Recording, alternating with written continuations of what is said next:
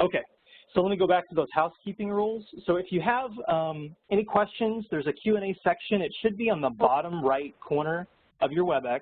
You can ask the question there, and I will call it out, or Tiffany will also respond if we don't get to it.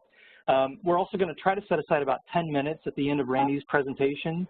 So if we don't get to a question, feel free to re-ask the question or hold until that 10-minute period, and we'll make sure to get to as many of those as are asked.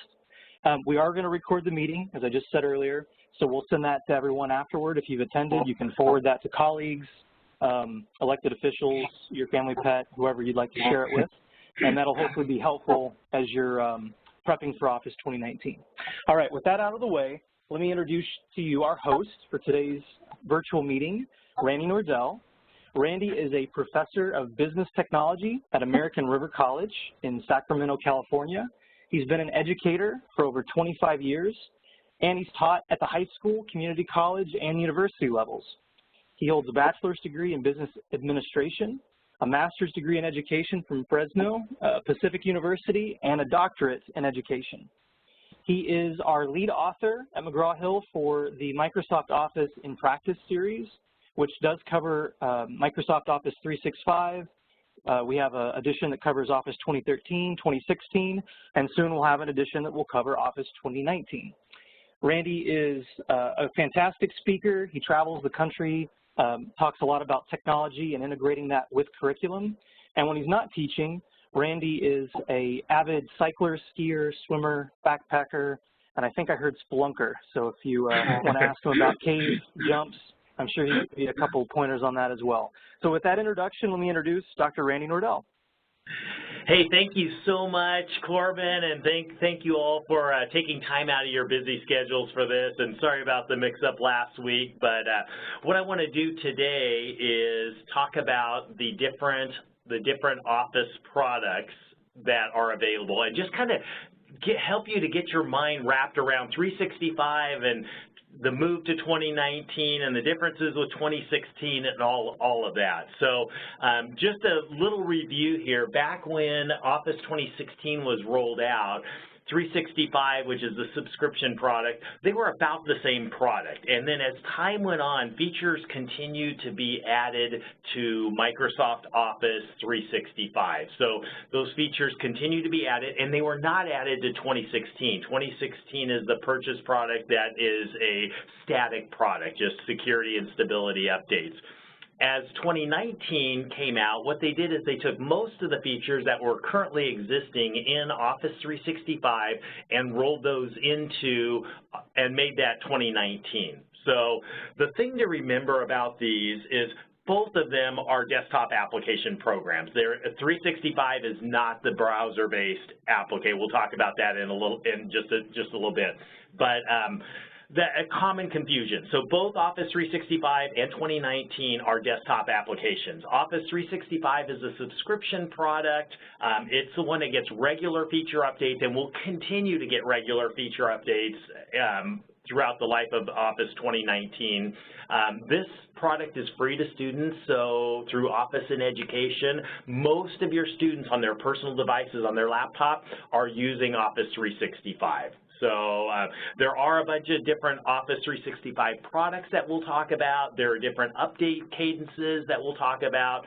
For Office 2019, it's called the on-premises or one-time purchase or perpetual product, and it does not get the updates that Office 365 does. So, and even now with Office 2019 that came out in September, there are some features in 365 that are not included in Office 2019. And I think what most of you will find is that Office 2019 is the product that's installed in your computer labs on campus. So you have your students using 365 and the computer labs having 2019. So we'll talk about how we deal with that, in just a little bit. But The other product is what's called Office Online. This is the browser-based application, so it'd be like Google Docs. So more scaled-down version, not as robust in features, but it is free to everybody. All right, so those are the different products. So if there's nothing else you take away from today, is just understanding that both Office 365, Office 2019 are desktop apps, and they're very similar products. Just know that Office 365 will continue to grow, whereas Office 2019 does not. So here's some of the new features. And again, these features have been available in Office 365 for some time. So the collaboration in the desktop app of Word 2019, that is available. That collaboration feature is not available in Excel and PowerPoint. So, and a bunch of other ones. There's drawing tools that are available in Word and PowerPoint, and really some of the biggest enhancements would be in Excel. 2016 was lacking some of these new really good features, functions, if-s, text join, concat, switch, min if-s, and max if-s, enhanced importing of different data types. The forecasting feature is amazing in Excel if you haven't used that. And that, again, that's been around in 365. So these are just features that have been readily available in 365 and just recently rolled into 2019. In PowerPoint, the morphing is available. There are a few things that are not available in 2019 that are available in 365. So the design ideas in PowerPoint, that's probably one of the biggest ones that's not available. There are some design ideas in Excel. Not going to affect things all that much, but it's kind of a cool feature that is available in 365 and not available in 2019. So most of these, if you've been using 365 all along, I think most of these look familiar to you. We just have now the opportunity to roll those into our Office 365 books for version 2019.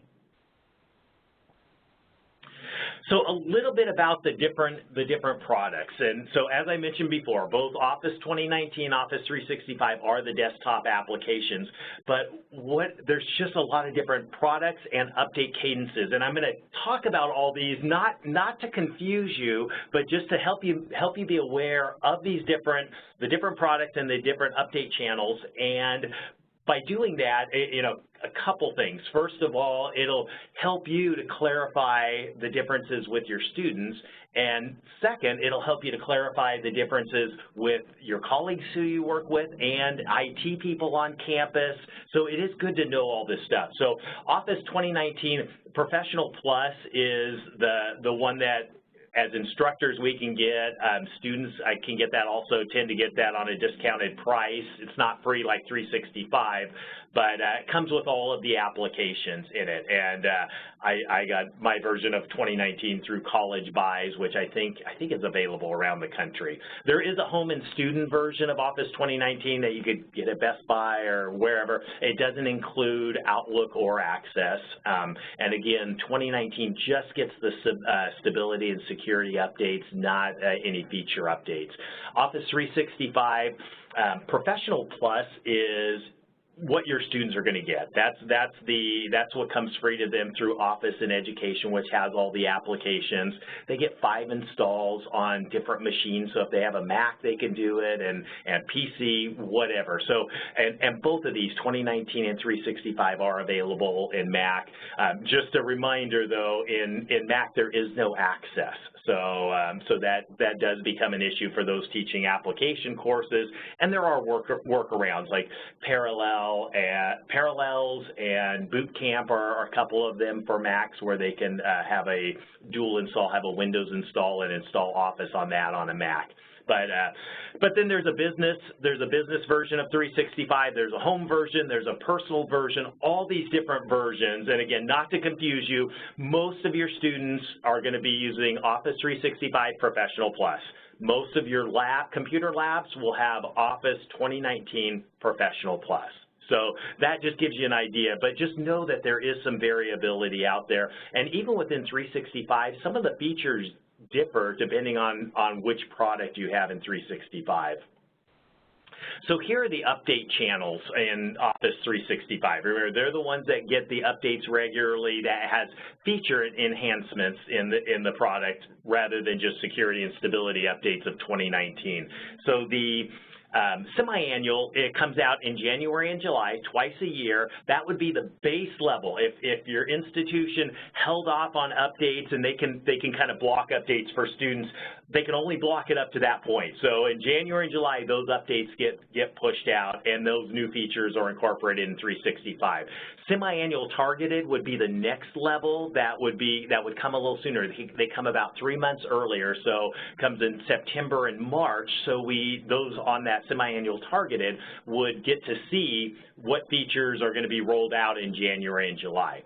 Monthly would be the next one, and that's where features are getting up, or the Office 365 is getting updates at least once a month. Now, I've found many schools have that as the setting for their students. So many students are using the monthly updates. So they get to see some of the new features coming out. Sometimes those get pulled back. Those don't make it into the semi-annual target or the semi-annual release. But no, if your students are using 365, again, they'll be on Professional Plus, and most likely they'll be on the semi-annual or the monthly update channel. There's also a monthly targeted, which gets more updates per month. There's an insider track even that gets it's more of a beta testing where it's may not be quite as stable, but there are a couple tracks of insider as well to see new features coming out. So again, Office 2019 and 365, Professional Plus are what you're going to be using either in the lab or students on their personal devices. How you figure out what version you're on. So whether you're in a computer lab, on your own personal computer, desktop computer in your office, or your laptop, if you go to the Backstage View of any of the products, it'll tell you. So up there by the Office logo there, it'll tell you which product, the subscription product. This one is Office 365 Pro Plus, and it gives icons of the applications there. And then down in as I zoom in there, so that tells you which account this belongs to, because many of you may have multiple Microsoft accounts, and so that's one of mine. That's my educational account, actually. And then down here in the About area tells you which version you're on, which version and build. And a little way to kind of decipher the version is the first two numbers are the year, so 2018. The next two numbers are the month. So this would be the build in September, or the version in September. And then the build number changes as those updates come out. So you could check by looking at the Backstage View on any of the Microsoft products. It's going to be the same across all of them. If you have Office on your computer, they'll all be the same version and build. So kind of nice to be able to look at that if your student comes into your office and their Excel looks a little bit different. You can look and see, oh, they're on the monthly channel, and this one here does say that, just a little bit older screenshot. So what all this means for you is, we say this as we are rolling out the books and the SimNet content. What this means for you is that we got it covered. As we've been doing in SimNet with Office 2016 365, we note the differences between the products and create alternate instructions for those. We will continue to do that as we roll into Office 365 in 2019. So where differences exist, there will be instructions that will help the students differentiate whether they're using 365 on their personal devices or 2019 in a lab setting. So we want you to know, as a company with SimNet and the textbooks, we got it. You don't have to worry about all of the different versions and builds and stuff. It's nice to know that stuff, but no, it will be built into our products when there are differences that exist. And so you may be wondering about the timing of products. The standalone introductory content in SimNet, you'll be able to see that as early as January. We'll start rolling out pieces of that introductory office level content, and for the In Practice series will come next as development continues, and so come mid-spring you'll start to see the In Practice series being populated by chapter throughout the spring, and with more and more being added every week or every couple weeks. And then the print version of the office level book is expected to be available mid-spring, and we'll continue on with the advanced content, and that will come later spring, early summer. So by fall, when you start your classes, if you decide to roll over to 2019, your computer labs are going to do that. We will have everything ready for you. I plan on using 365 version for the fall, and our campus will be moving to 2019 in the fall. I think the transition will be made over the summer, so probably not ready for summer courses, but we will be moving. So just know that we know the differences exist. We know this is really confusing stuff. I get confused. I'm in it every day. I kind of live in this, and it's confusing to me with all these different products and updates. So anyway, I hope that is helpful. If there are any questions that I can answer, I would be glad to do so. Yeah, thanks so much, Randy. All right, so if you have a question, there is a Q&A section in the bottom right corner of your Webex screen. You can type that question in, and I'll read it for Randy to answer.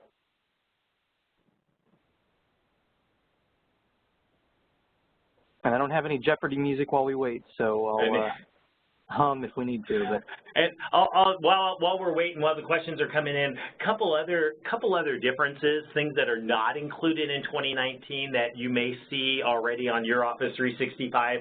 Autosave for OneDrive files. If you're working on a file for OneDrive in 365, the autosave has been available for quite some time. It's not available in 2019. The researcher in Word is not available in 2019. The editor pane, which that has switched over, that's for the spelling and grammar. The name is different in 2019. So a few of these weird little things, design ideas in Designer and PowerPoint, ideas and some data types in Excel, and then real-time collaboration is only available in Word and only when working on SharePoint files, so the business or education OneDrive. Okay, Randy, we've got some questions hot off the press here. So the first one is from Marcy, and she has a question for those that are using the 2016 version, I assume, of SimNet. Are they still good going forward? Meaning Absolutely. The transition to 2019. Yeah. Absolutely. Our content in 2016, our SimNet content in 2016, we continually update that. So when those semi-annual updates get pushed out, we kind of know what's going to be included on those because we have the targeted version. So we have all the changes all ready to go. And so when those updates get pushed out in January and July, we push out those changes to SimNet. So they get rolled in. So if there are instructions that are different in a project, we make those changes. If some screenshots need to be replaced, we do that.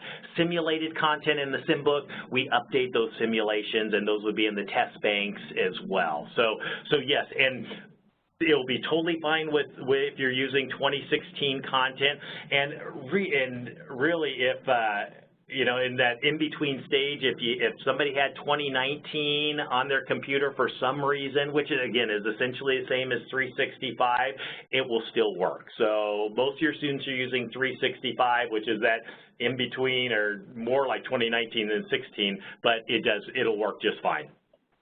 Awesome. Okay, next question is from Sherry, and her question is, if the school is using perpetual license, are they essentially put into Office 2019 as of now with the 365 perpetual license?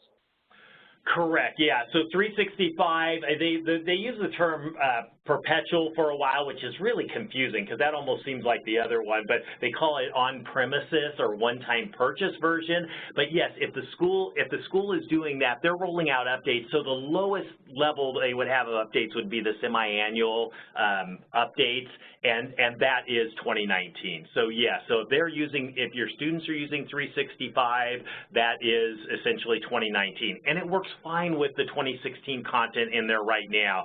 as we roll in and get this new content in SimNet, the 2019 content, it will just add in those features that weren't included the last time around, so in 2016. So yes, it will work. So I've spoken to a couple. This is a small minority, but a couple professors I've spoken with around the country actually have 365 on their lab computers on campus, and again, not nearly as common. Almost all of them, over 90%, are using 2019, but some schools do use 365 in their lab setting. Awesome. Now, Randy, if you could, can you give us again the differentiation between Office 365 and 2019 in terms of features? Yeah, we could actually go back here, and let me see if I can. Oh, so the difference, I mean, these are the feature updates here that'll come. The biggest ones so far that we've noticed in there are the autosave in OneDrive, all OneDrive files. 2019 does not include that. The biggest one that we found that's really that makes things difficult is in PowerPoint, and it's the design ideas and designer pane, which is a really cool, awesome feature in 365. For some reason, I have no idea why. It's been available in 365 for a long time. For some reason, it is not in 2019, which is kind of a shame because it is a great feature. Ideas in Excel is another one. It's not one that you would use all the time in Excel like you would in PowerPoint. It's more, it looks at data and gives you ideas for charting it or pivot tables, things like that. And I think real-time collaboration is the other one that has been available in 365 throughout the applications and is not available in Office 2019. Okay, thanks, Randy. Now, I think I've got just one more question from Casey. She wants to know, she says she has some students that have reported not having access available to them with their free student Office 365 download. Do you know anything about that issue? Yeah, that's an interesting one because, and I think that is changing because in the past, my students, when they downloaded the Office and Education 365, it did not come with Access or Outlook. Now, just this semester, because I'm teaching an Access class, just this semester, my students said, oh, it came with Office 365. So in the past, what I've done is those that are taking an Access class, I had them go and buy the discounted 2019 or formerly 2016 version through College Buys, and they get that for like $40. So it's a really discounted, heavily discounted Office 2016, now 2019 product, and that does come with Access for sure. Have your students, and hi Casey, by the way, I know we've spoken before and interacted many times, but have your students check it again because I was just alerted this semester that through the Office 365 in education, the students do have access. So something to check. Again, it is an issue with Mac, and I may not have hit this point enough, but know that in SimNet, we have Mac, everything for Mac as well, Mac projects and all of that. So students can use Mac or Windows machines interchangeably. I don't even ask my students what they have. I just say, hey, if you're using a Mac, use the Mac instructions. If you're using a Windows machine, use the Windows instructions, and it works seamlessly. And a follow-up question from Sherry on Access is, do you know why they don't include Access on OneDrive or have an online application for Access? Yeah, you know what, I don't. It's probably kind of a similar reason that they don't have it with Mac is they just, I really don't know. They just don't include it on there. It's not, one of the reasons Access is not used all that much out in the business world. Access is a great teaching tool that comes with the Microsoft suite of software so students can learn relational databases, but when they get out in the real world, they're going to be using Oracle or SAP or some of the other large databases or proprietary databases within their company. But it is a great learning tool just so they understand queries and relationships and all of that. So, so yeah, they don't include it on Office Online or Office for the Mac. Awesome. All right, another question from Barbara. If we're using SimNet Office 2016 in practice, will the simulations feature Office 365 instructions so the students can relate to what they have on their personal devices?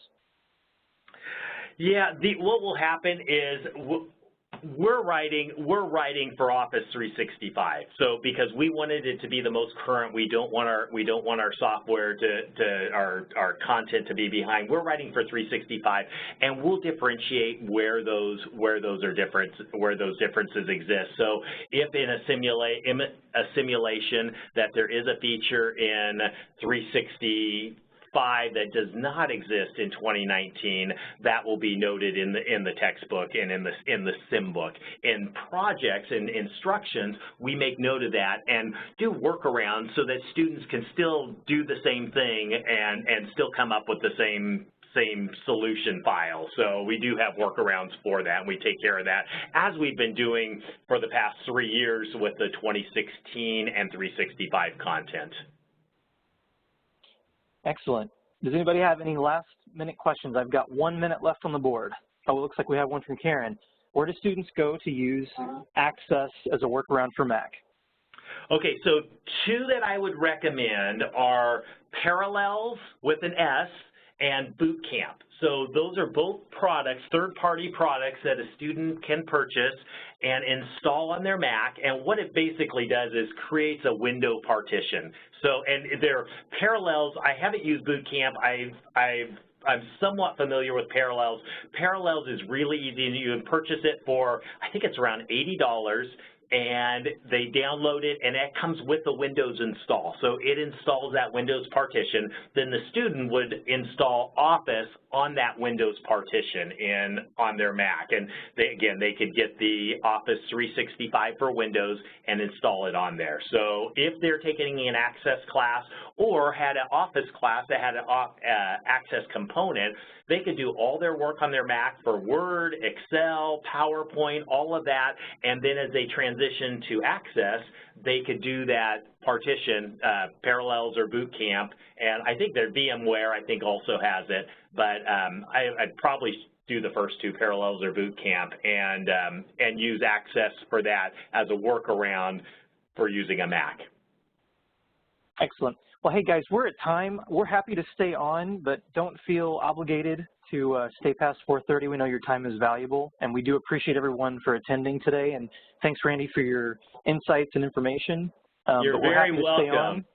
Yeah, and thank you all for attending, and my email address is on there. Feel free to email me if you ever have any questions. I'd be glad to get back with you. I'm in the classroom like you guys are every day, and trying to wrap my head around all these changes. Randy's a brave man. He gives his email address out. And we also did throw our email for the CIT product team in the chat. That's mhe.cit@mheducation.com. So you're also welcome to email that address, and that'll go to all of the editorial and marketing side of SimNet if you have any questions that Randy either can't tackle or doesn't get back to you on. But he's pretty good at responding. But again, thanks everybody for your time today. It was great to have you. We'll email a link to the recording for attendees. And if you have any other questions, we'll hang out for another minute or 2 just to answer those as well. Have a great day. Thank you.